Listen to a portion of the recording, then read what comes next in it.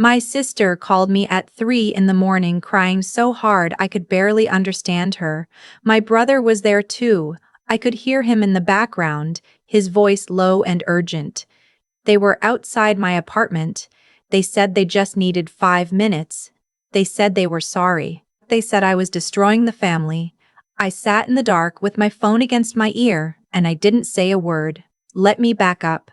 My name is Maya. I'm 29 years old and I work as a certified public accountant at a mid-size firm in Atlanta. I'm good at my job. I'm detail-oriented. I catch things other people miss, and I have never in my life been late on a deadline. My colleagues respect me. My clients trust me. I have built something quiet and solid and entirely my own. My family has never once asked me what I do for a living. Not really. Not in the way that means they actually want to know. Growing up, I was the invisible one. My brother Daniel is 4 years older than me, and he has always been, in my mother's words, the one with the spark. He's charismatic. He walks into rooms and people turn to look at him. He makes friends the way other people breathe, without thinking, without effort. My mother used to watch him from across the yard at family gatherings with this expression on her face like she was looking at something sacred. She looked at me like she was trying to remember my name. My sister Renee is 2 years younger than me. She and Daniel were always a unit, a closed circuit, the two of them finishing each other's sentences at the dinner table while I passed the bread and nobody noticed. Renee has my mother's laugh and my father's stubbornness and the kind of easy confidence that comes from never once being made to feel like a guest in your own home. I don't say any of this with bitterness. I'm just telling you the facts. My father died when I was 19.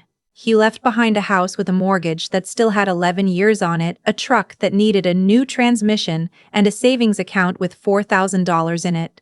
My mother worked part-time at a dental office front desk. Daniel was 23 and between jobs, which in our family was a phrase that could mean anything from actively applying to playing video games for 6 months. Renee was 17 and still in high school. I was in my second year of college, studying accounting on a partial scholarship, working 22 hours a week at a restaurant to cover the rest.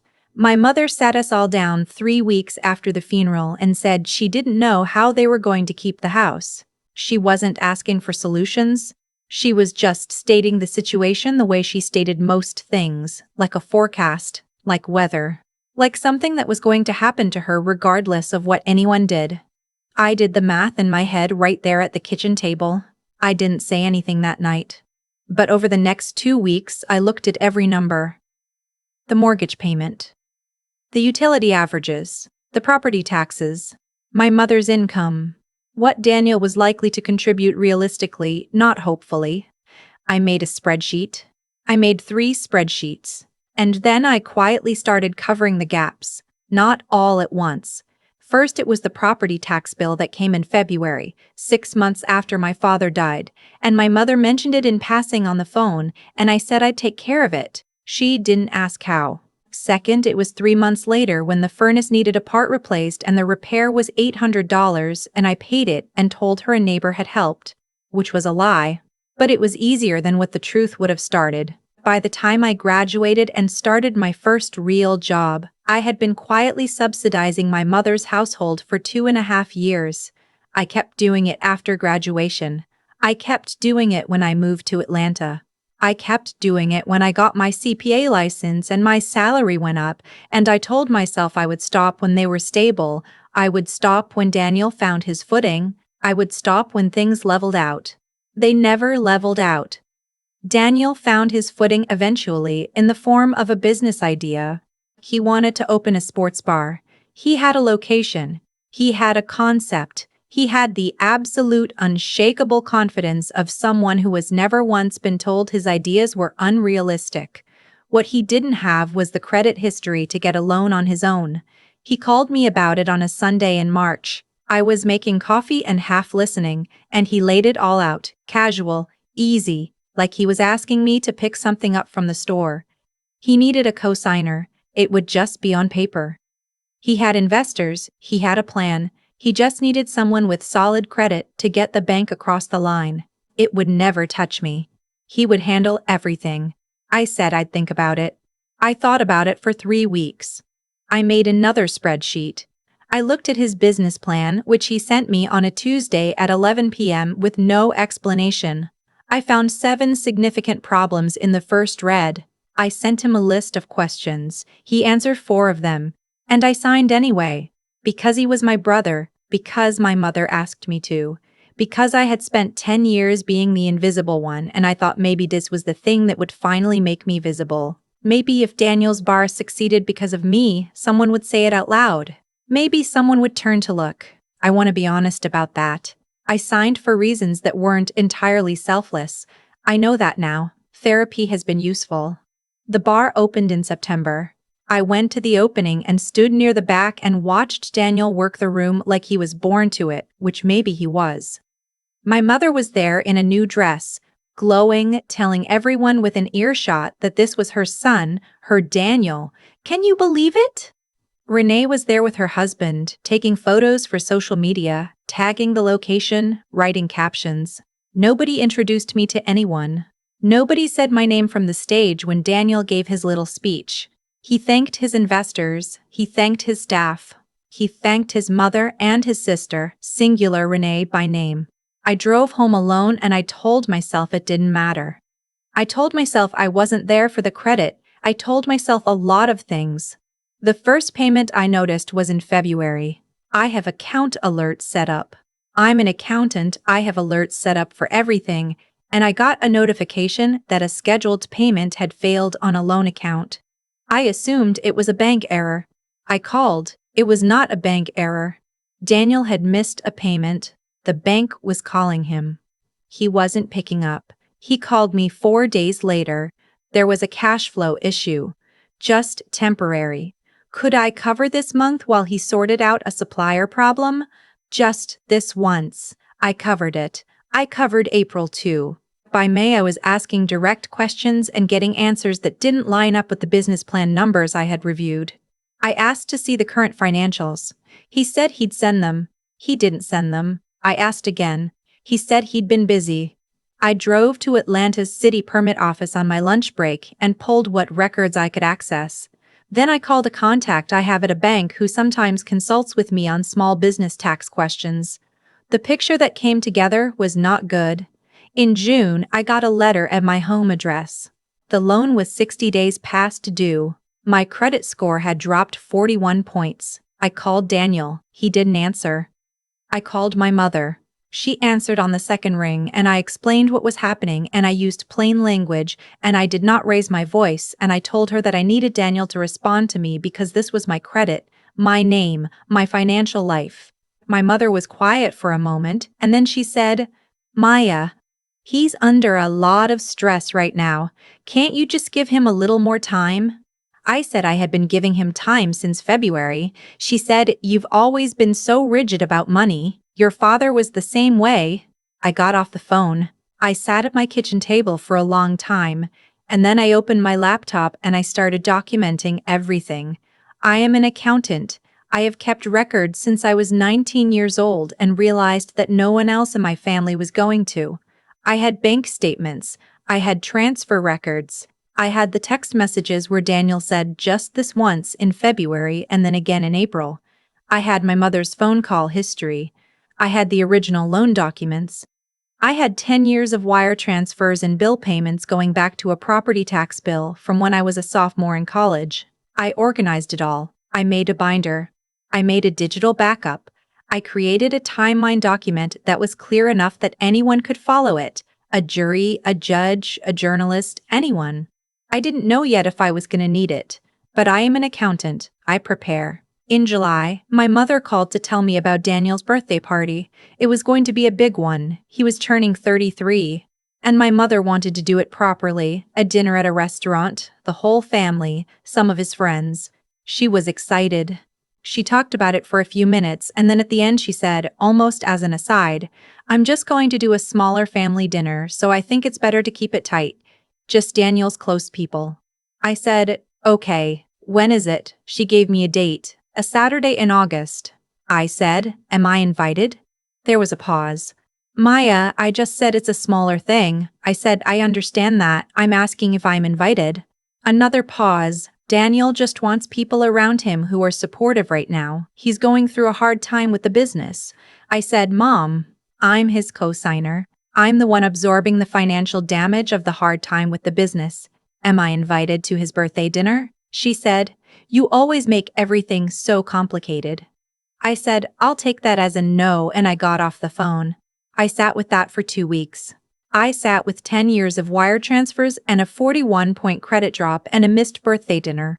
I sat with being the one with no spark, the rigid one, the one who makes everything complicated. I sat with my father's property taxes and my mother's furnace and my brother's loan that was never supposed to touch me, and something in me went very still.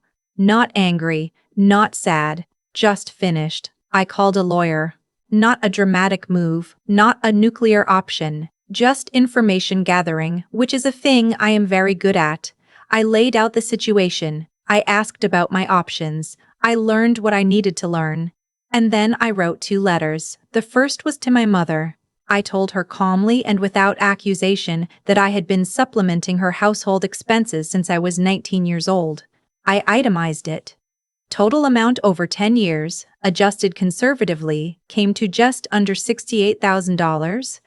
I told her I was not asking for repayment. I was simply making sure she knew, in writing, with documentation attached, what had actually been happening. I told her I was removing myself from that arrangement going forward, effective immediately. The second letter was to Daniel. I told him that I was pursuing all available legal remedies to protect my credit and my financial standing as co-signer on the loan. I had documentation of every payment I had made on his behalf. I had legal counsel. I was not interested in negotiation at this time. If he wished to make this right, he knew how to reach my attorney. I sent both letters on a Friday afternoon. Saturday was quiet. Sunday morning my mother called 12 times. I let it go to voicemail. Daniel called 6 times. Renee called 3 times and then texted, Maya, please call me. This is serious. You don't understand what you're doing to this family. I turned my phone over and finished my coffee. That night, around 11, they drove to Atlanta. All 3 of them. I know because my building has a security camera in the lobby and the footage shows them arriving at 11:47 p.m. My mother in her coat, Daniel in a jacket, Renee with her arms crossed, all 3 of them clustered around the intercom panel.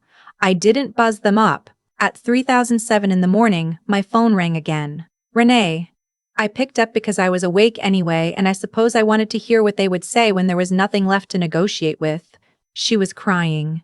Genuinely crying, not performed. I know the difference.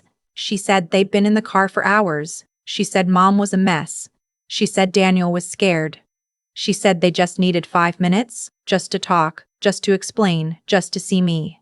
I said, Renee. She said, please. I said, do you know how long I've been paying Mom's property taxes? Silence. I said, do you know that Daniel missed his first payment in February and didn't tell me until it was 4 days past due? Do you know that my credit score dropped 41 points? Do you know that I wasn't invited to his birthday dinner last month? She said, very quietly, I didn't know about the money. I said, I know you didn't. No one told you because as long as the bills got paid, no one needed to know where the money came from. She said, Maya, we're family. I said, I know. And I love you. But I'm not opening the door tonight. She said, so that's it? You're just done with us. I thought about that. I thought about my father's property taxes when I was 19. I thought about the furnace in February, the year I was 21. I thought about the loan documents with my name on them. I thought about a birthday dinner on a Saturday in August. I said, I'm done covering for people who don't know I'm covering for them. That's different. I stayed on the phone while she cried for a few more minutes. I didn't try to fix it. I didn't say it was going to be okay, because I didn't know if it was. I just stayed on the line. Eventually she said she was going to get Mom and Daniel and go back to the hotel. I said okay. I said drive safe. I said I would be in touch through my attorney about the loan situation and I would handle everything the way I handle everything, which is carefully and completely. She said, were you always this strong? I didn't know you were this strong. I didn't know how to answer that. I've been thinking about it since. I don't think it's strength, exactly. I think it's just the thing that happens when someone who has been very quiet for a very long time finally decides to stop being quiet. It doesn't feel like power, it feels more like putting something down. Like I had been carrying something for so long I forgot it wasn't mine to carry. The loan situation is in process. My attorney is confident. My credit score has already started recovering. I have the documentation. I always have the documentation. My mother sent me a letter 2 weeks after that night. Handwritten, 4 pages. I read it once. It said a lot of things. It said she didn't know, and I believe her. It said she was sorry, and I believe that too. It said she hoped I would give the family a chance to make things right. And I'm still thinking about what that would even mean. What making things right looks like after 10 years and $68,000 and a birthday dinner I wasn't invited to. I haven't written back yet. I'm not in a hurry. What I know is this. I got up the Monday after that 3 a.m. phone call and I went to work. I reviewed 4 client files. I caught a depreciation error that would have cost someone $12,000. I ate lunch at my desk and I listened to the rain on the window and I thought, this is mine. This office, this work, this life I built in the margins of everything else I was doing for everyone else. This is entirely mine. I'm keeping it. Wherever you're watching from tonight, I want to ask you something, and I want you to really sit with it before you answer. How long have you been carrying something that was never yours to carry? Not because you were asked to, but because you were the one who couldn't stand to watch it fall. And at what point does love stop being love and start being the thing that keeps you invisible?